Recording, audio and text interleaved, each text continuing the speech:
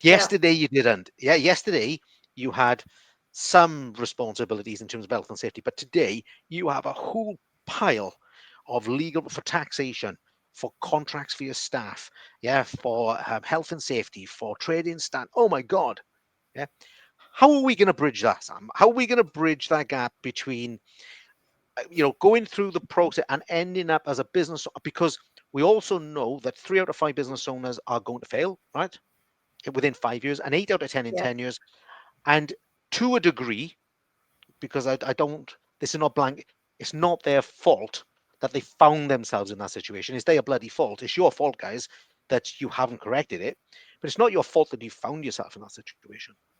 So when I qualified, so I was about the second year of MVQ, and I was really lucky that the head of my department had been part of that process.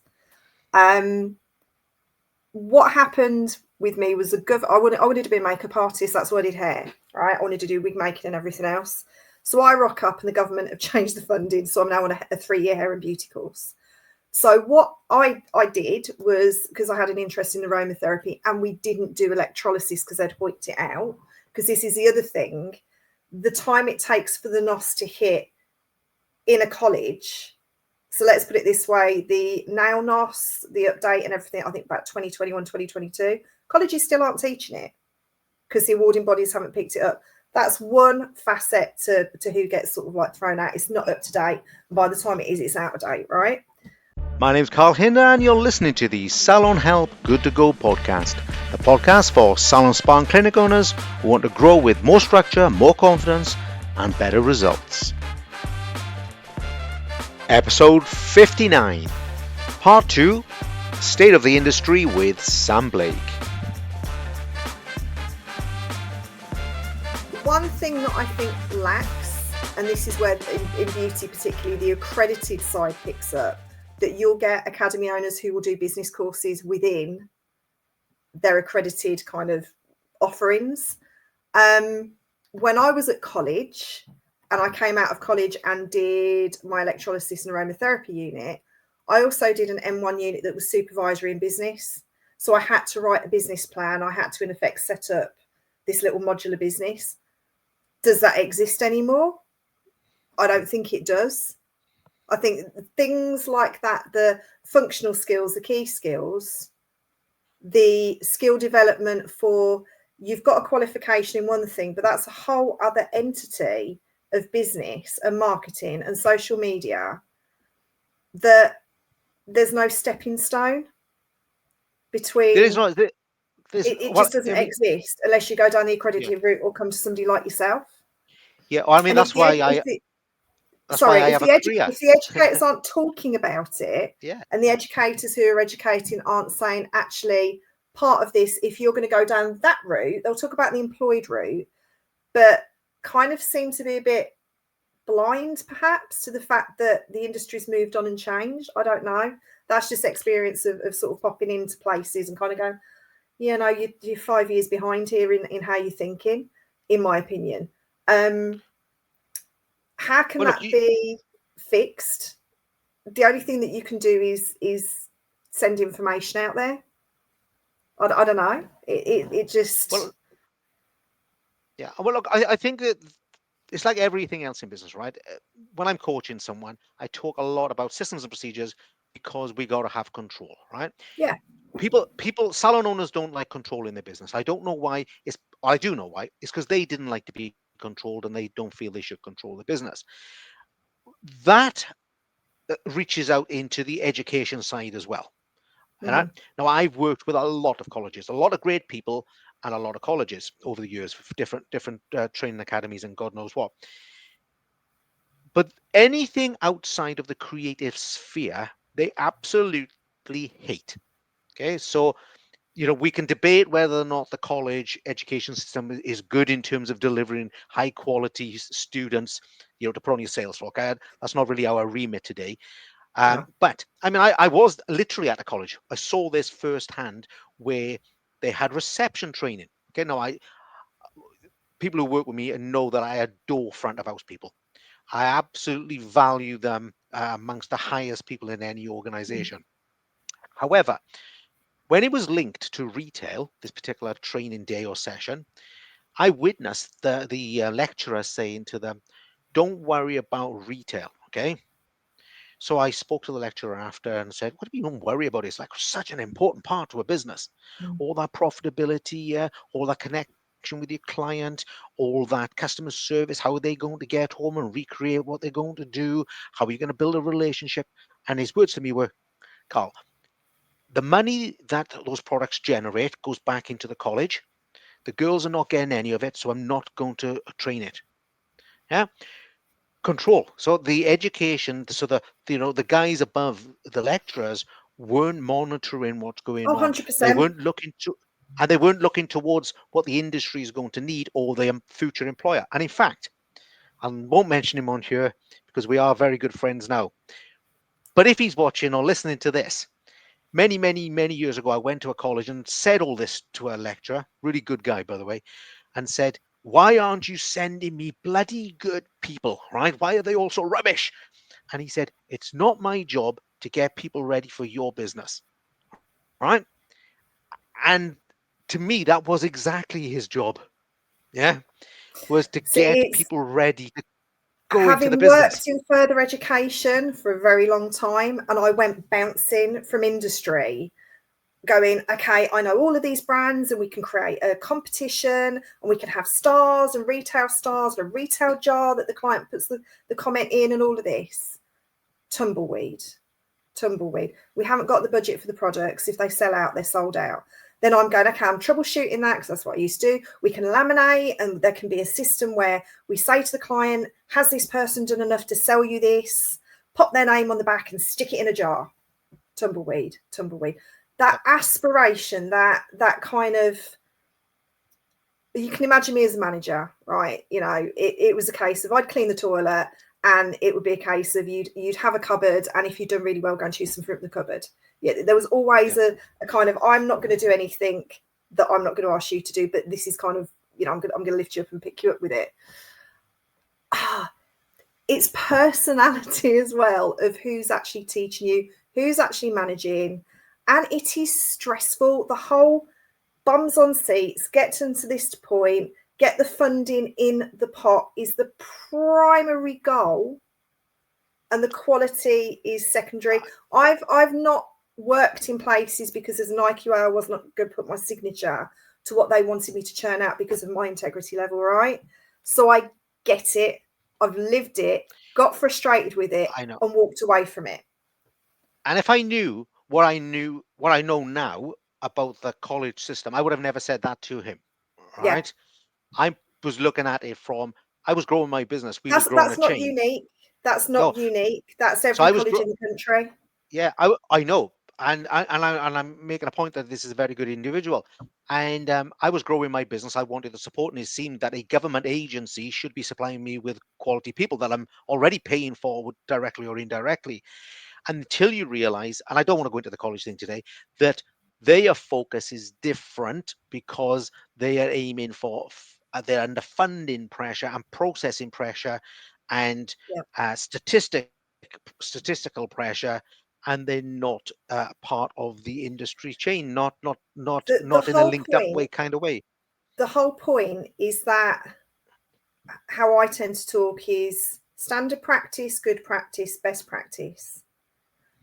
My belief as a manager, and if I was back in Salon or owned a salon, would be, having gone through the whole process, somebody should come to me with a level of competency that is individually led by their own experiences in life. So you might have somebody who has no money mindset because that's not been around them growing up, right? You might have somebody who's absolutely hot on it and understands that. That for me is the responsibility with a really strong induction process, really strong onboarding process, and training within your business to get that person to the quality and standard, how we do things here. That step from that competency level is a responsibility of the business owner. There, I've said it. So Yep. what a college will do is churn out somebody, not always, Yeah. who's got a level of competency, But then that comes back to how many blow dries have you done? What's the model night like? Has your commercial salon operated? You know, that's a whole other podcast, Yeah, right? yeah, Of the standard of yeah. what gets Totally, chilled totally. out. But it's got to be how we do things here. It's getting back to what you were saying about that responsibility. If it's Well, not happening there, you're not yeah, going to change it. So what can you do? yeah. What But can it's you look, do? it's not a joined up industry. That's the problem, right? Yeah. I mean, there's an event about to come up very shortly in the industry, and at this event there is no business education whatsoever. Right? Massive, massive event. Okay. Right? No business education whatsoever, I'm and intrigued. it's a sector of our industry that is the most competitive. It's a sector of the industry that is really struggling with its image. It's a sector of the industry that's got no bloody money, can't recruit people, right? And there is no business knowledge there at all. No business. Now, is there no demand for it? Are the organizers just pandering to the creative side? What I'm saying is that's just an arm, right? So we got problems with the Yeah. colleges in terms of them connecting with industry. We've got problems with the, I'm going to call them associations, federations connecting with reality. We've got, we've got councils who are um, very variable. I used to have very, very Yeah. direct Yeah. connections with my councils. There is no joined up thinking, and that's why I keep going back. So anyone who ever works with me, anybody who's ever thinking, well, how do I? So I'm very, very independent about getting you as a business to the top of where you can be, because you can do it. I don't care if you're in the UK, the USA, in Spain or Canada, wherever you are. You a salon, unless there's something in your very, very, very local economic climate, like your biggest manufacturer or something has just closed down, Mm. you can be super successful. There's nothing stopping you being super successful. But if you're going to wait for everyone else, you're not going to make it. That's the trouble. And it's very Yeah. frustrating for people like us, Amazon, when we know that with some goodwill, we could probably move quite a long way quite fast. Yeah. Yeah. I want to throw something in there, something big for you now. I haven't prepped you for this. All Okay. right. Let me have a drink. Okay. I haven't prepped you for this. I believe in a much smaller industry. I believe our industry would benefit from shrinking. And now, when I do this on any forum, especially with anyone who's got any connection to associations and God knows what, have an absolute hissy fit. To me, because we mentioned it earlier, right? We said that 20 years ago it was a much simpler. Okay, I think a much more organized, much more respected, and in many ways things like apprenticeships 20, 25 years ago were much, much better. Mhm. Things I agree. like even suppliers 25 years ago, and their input to the industry and their connection with the industry. I had amazing relationships with my suppliers, was much, much better. I think now we are so overrun with CEOs, okay, and that includes individual self-employed people, that it is so diluted that if we were to shrink this industry, that would create things like certainly for 10, 15, 20 years, no shortage of staff. We'd have a much better chance of a more better pricing structure. We'd have much better control. We'd have much better success in the businesses that are left. All right.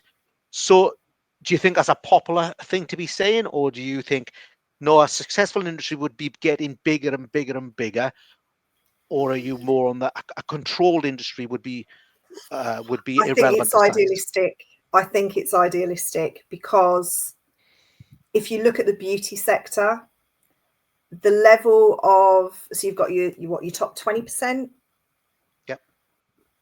Give me some percentages here, and then you've got what the bottom is it 10% or is it more like 50%? You know, it just becomes Well, look, you've the you've only number got of 10% in the beauty sector. We've got, well, it's not much different in here.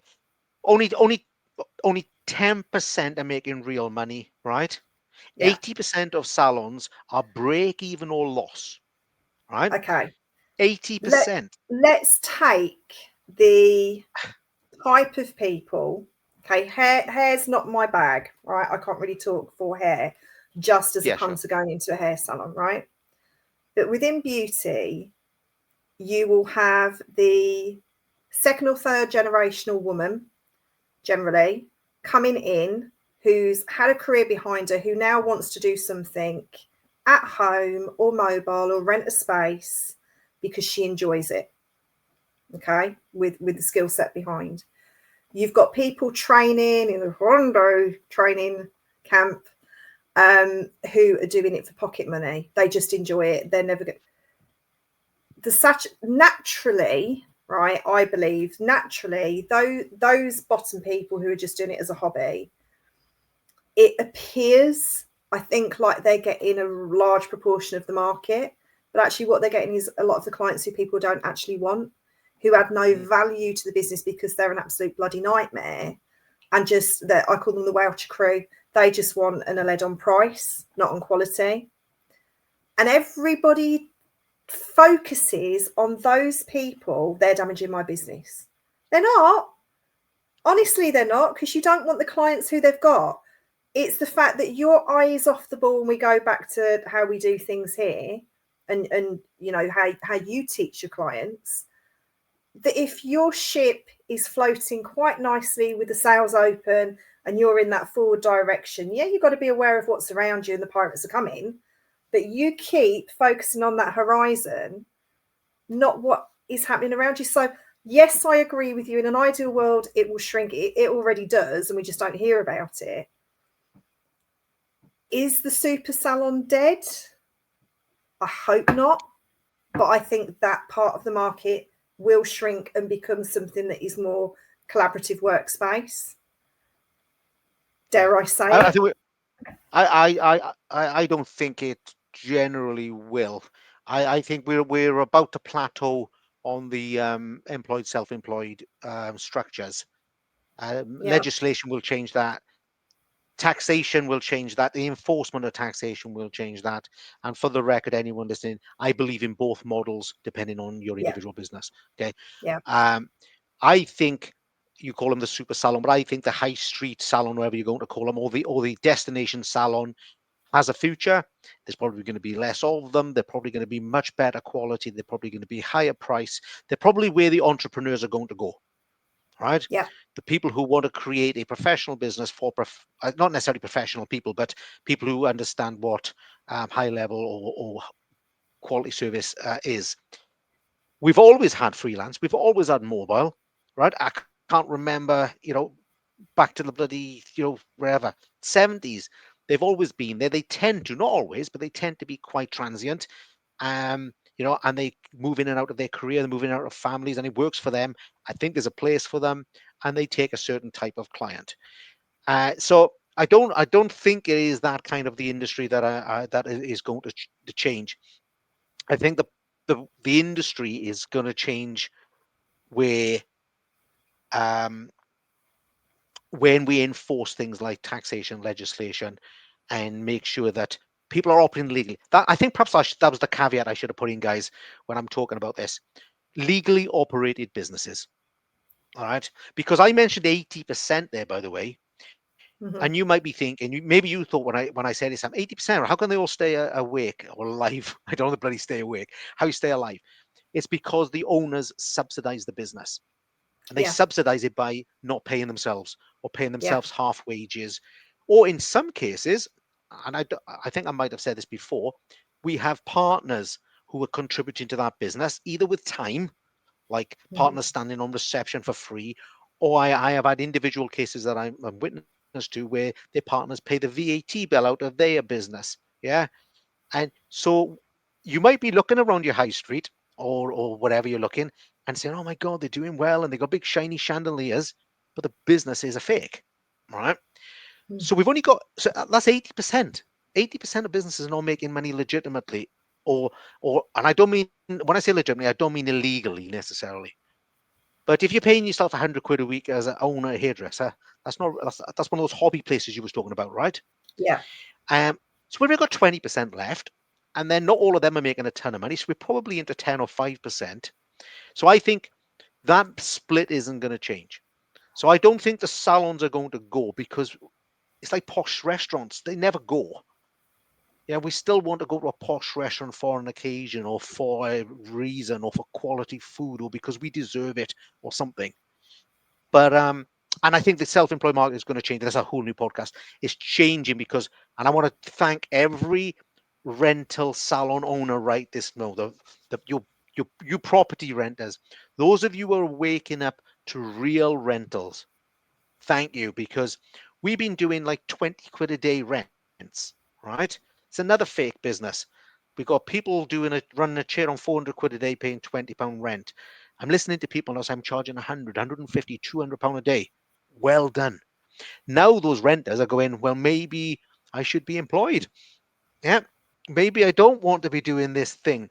So I think in many, many locations that, there's been a golden maybe 5 years where, I think there's a balance there. There's a balance there because, again, some people that I've spoken to who were renting, where the price has got to a point where they've gone, do you know what, I may as well go and rent my own property. So I don't think yeah, it's that split thing of they're not always going to go for employed, because it depends on where they are in their life. It yes, becomes okay, I'm now going to take the plunge and I'm going to rent my own property, because for that amount of money that you want me to do, I may as well go and do it myself. yeah. Yeah. Well, and that's the I balance don't all think the it's time. that You know, simplistic. yeah, I think that's the balance all the time, because it's not just money either. It's to do with your lifestyle, isn't it? Yeah. If you got a young family and you need to work 4 days a week, but you can do 12-hour days, but the other 3 days you're going to do that. And that's what the mobile freelance thing came about. Really, it's flexibility. Well, look, we've And had that conversation, haven't we? yeah, yeah, Where I move area, my CV's this yeah, amazing thing. right, I get yeah, divorced, I have a kid, and I can't get a job. And yeah, my whole world was always PAYE. Self-employed was never even on the cards for me. But I, in effect, because of my expertise, was unemployable and would be looked at, I presume, as a threat.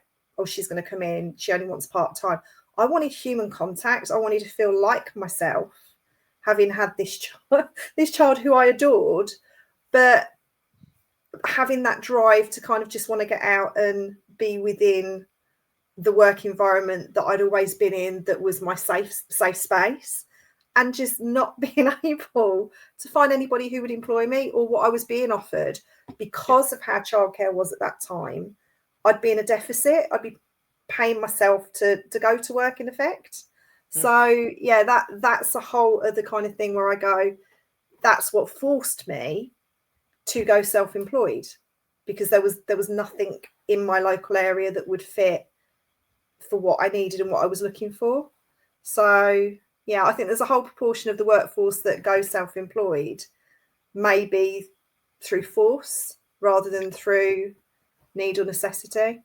yeah, yeah. Yeah.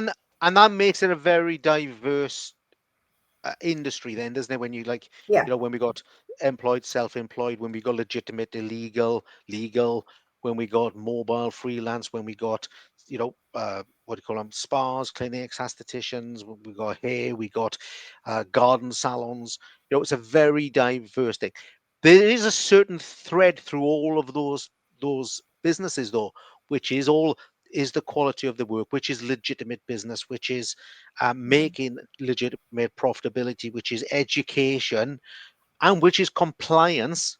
I think that's something we haven't touched on too much in the podcast, but compliance is a lot of what you do in terms of health and safety and regulation, and compliance that is heading our way. But you You know know, what? It isn't. Compliance for me isn't just about, yes, you've got to comply with the regulations and legislations, but you can also elevate. And that's what, again, like the business side, what people don't tend to associate, because of the tick list format that it always has been in. It's a piece of paper to put in a document. That attraction aspect of having a safe, secure, and when you talk about safety, that's security, personal safety, your health insurance, your pension, your financial security. That's what safety and safe space to me is about creating.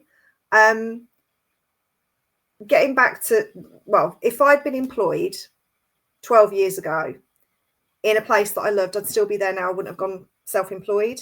And I genuinely believe that the recruitment processes and the mindset sometimes with salon business owners, because the critical thinking, let's say, maybe isn't there because it's something that is taught if you don't have it through business coaching and training and everything else, that unless you can see a bigger picture on the person who's coming to you for that recruitment position, you're going to lose somebody who's going to be dedicated, who's going to be brilliant because of your own inflexibility. Well, I think, look, I think this safe space thing is right. We don't understand what that really means. And we don't, and like you're saying about recruitment, and we were talking about it before the podcast as well. Yeah. We don't understand or connect with our team at a high level. We are too superficial. And that's the problem. We don't understand their needs. We don't look at this long term. Now, Well, the it's the course coming up. friendship thing, isn't it? It's a friendship thing. When you've come through a process of being creative, being hands-on, making people feel better, if your skill set doesn't allow you and your personality doesn't allow you to go, okay, I need to separate this now, that's another point where friction and issues arise because your team don't see you as their manager or the business owner. They see you as their mate and it's too friendly. And I think that's something that a lot of people in industry are complicit to without even realizing they are, because the skill set isn't there. So then we go full circle back to functional skills and developing your business brain, your negotiation brain, your leadership brain. And I think that's quite difficult for people who come into our sector to kind of grab hold of and do. Yeah. I mean, I'll put this guys into the podcast notes as well. So I got a course coming out in the next few weeks, okay, which is actually work less, earn more, right? Now, why it's relevant to this is because the problem we have as we get bigger and better at running our business is that because of we're accidental business owners again, and we are amazing at all the services. Honestly, we have such an amazing industry of people who can deliver the services. You'll never ever find me criticizing any hairdresser, therapist, barber. Amazing, right? But we're in this business and we work and work and work, but we don't have time for anyone else. We don't have time to develop little Johnny or Mary or Sally. We don't have time to look after their, genuinely now, I mean, their well-being. We don't have time to talk to them. We don't understand their family needs. We don't understand their career needs. We don't connect with them. And that's why your business falls apart. Yeah. Like, Sam would have still been at her first salon, or the salon from 12 years ago, if they had connected with her and engaged with her and Instead of giving me the job. fulfill and fulfill you the job and but fulfilled your needs long term. You know Yeah. what I mean? And there are salons out that have done that. I mean, there's going to be people listening to this going, "You're wrong, Carl. My staff have been with me 20 years." Well done to you, but you are sadly A in the minor, rarity. yeah, Yeah. in a very tiny minority, and people are going to learn a lot from you if you share that. Most people are just processing employees, and that's why they go into the bloody self-employed market, because they're being processed. And my little course that you'll be able to get is all about, if I work less doing the service and I focus more on my team, I'm going to get better results. And there's people out there, the CEOs, just go and Google it, okay, or jump on YouTube, right? There are CEOs of massive, massive companies who spend 80% of their time recruiting or managing staff. 80%. Imagine running a 20 million billion pound business and you spend 80% because they know that without the right people managing the right way, they have nothing. And that's where we go wrong. Accidental business owners. Yeah. Totally agree. Right, come on, let's bring this to a conclusion. I think, yeah, look, this could be a 9-hour podcast. We've tried to keep it. I think, guys, we've tried to keep this within the realms of much more general industry-based things around um, structures, systems, procedures, how it's affecting us all. And really, what the summary from me, Sam, you can have the summary in a moment. For me, I just want salon owners to be take responsibility for yourselves. I want you to be autonomous. I want you to realize you can achieve anything. Don't listen to what social media is telling you. Don't listen to the news. Don't listen to the press. Don't listen to the government. Yes, things can be tough, and not everything is going to easily go your way. But absolutely, it's possible for you to achieve a lot more with it, with a change of mindset. Sam? I think, well, I just agree with everything that you've said for once. Usually I'm kind of like, What a perfect marriage if that was to happen. um, Uh, I think it's more of a summary of a wish of people just realizing that their sphere of existence is their sphere of existence, and you focus on that. And like I use the ship analogy, whatever's going along in the waters outside of it, as long as you've got that focus within your business and you look after yourself. You know what I'm like about mental health, that kind of, don't get to that stage of where you're burning out. Seek the assistance that is out there, whether that's something like access to work that our industry doesn't, the owners of the businesses don't go for when they're going towards burnout, anxiety, depression. There is actually grant funding out there to help you and support in a different way with business, right the way through to the have an open mind when somebody who's got a child sitting in front of you going, please give me a job, because you know, my point is, get to know the person who's coming to you for that job a little bit more than you normally would, because you might find that you've got your superstar person sitting there who right here and now isn't what you're ideally looking for, but as you grow them and develop them, is just going to stay with you. That's my 10 pence worth. and that was your wish, and we're going to end the podcast with Sam Blake's wish. Sam, thank you so much. We're going to do more of these because I think we got so many subjects we've got to cover. And we're all going through a whole new batch of Salon Help podcasts this year. But look, big personal thanks to you, because I know you've taken some time out to spend with me today. But how Thank you do for people having get me. hold of you? We should have done that. How do people get hold Okay, of so Salon? I'm in a pivot. I am in a pivot where I took 7 months out of the industry because I needed to look after my burnout level and mental health and get what I want to do as well as what is needed and what people will buy.